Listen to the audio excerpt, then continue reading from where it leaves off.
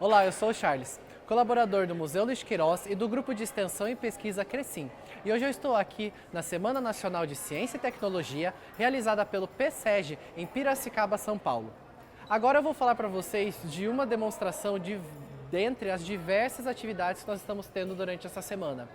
Essa daqui ela é muito especial, pois ela foi construída em conjunto com o Museu de Geociências da USP em São Paulo.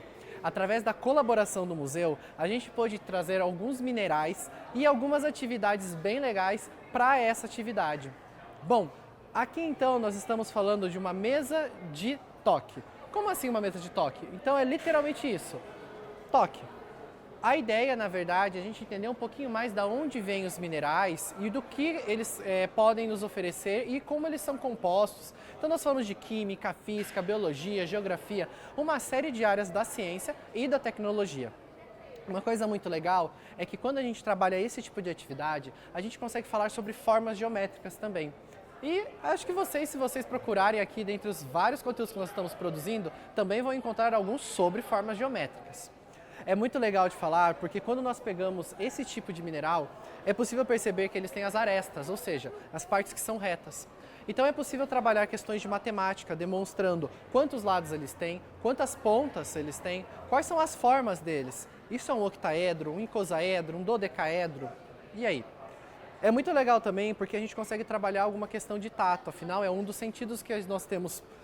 Isso acaba favorecendo também a questão da didática, porque é possível quebrar aquela parede onde você não pode tocar nos materiais, você não pode ter interação com isso.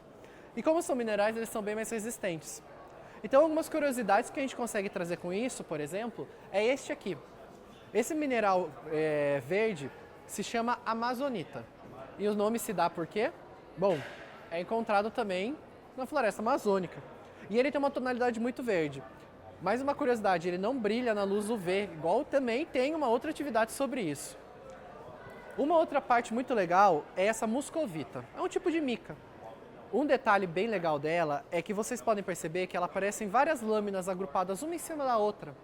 Existem vitrais, até hoje, inclusive na Europa, que são compostos por mica. Nós fazíamos lâminas com isso para colocar no lugar de vidro. Então os minerais eles têm aplicações muito maiores do que só o que a gente imagina, por exemplo, na mineração. Só que a gente consegue mais além. Isso na minha mão é uma madeira. Não podem ver? Só que é uma madeira fossilizada, ou seja, processos físico-químicos que alteraram a sua constituição e prenderam ela nessa forma. Dessa modo, ela deixa de ser uma madeira e passa a ser um mineral. Aí tem uma coisa muito legal e eu acho que vocês já devem ter visto em algum filme por aí. Isso aqui é copal, resina de árvore quando fossiliza. E é muito comum nós encontrarmos pequenos insetos dentro dela. Como eu falei, tem um filme que usa muito disso, inclusive. Isso é bem interessante porque nós podemos mostrar os processos de mudança do nosso planeta. E por que então isso tudo faz parte do que nós chamamos de geociências? Pois as geociências elas têm como vertente entender o que é o nosso planeta, mas também estudar o que tem fora. Então, por exemplo, a questão de meteoritos também auxiliam dentro desse processo dos minerais e a gente consegue ter uma ideia de como se formam os planetas. Mas nós temos uma prática aqui para ser feita também. O que eu tenho aqui do lado é o que nós chamamos de areia magnética. A sua constituição não é apenas aquela areia que a gente vê, por exemplo, quando a gente vai na praia, mas existem praias de areias magnéticas. Na verdade, a areia magnética nada mais é que uma areia que tem uma boa parte da sua constituição com hematita, ferro. E é bem legal porque é uma atividade muito simples e muito didática. Basta pegar um ímã, e aqui a gente colocou ele no velcro só para ele ficar mais bonitinho, e passar ele dentro de uma caixa com essa areia. Essa areia, quando ela se move, ela acaba sendo arrastada por forças eletromagnéticas. Então, lógico, eu não vou conseguir puxar toda essa areia da caixa, porque o ímã não é tão potente.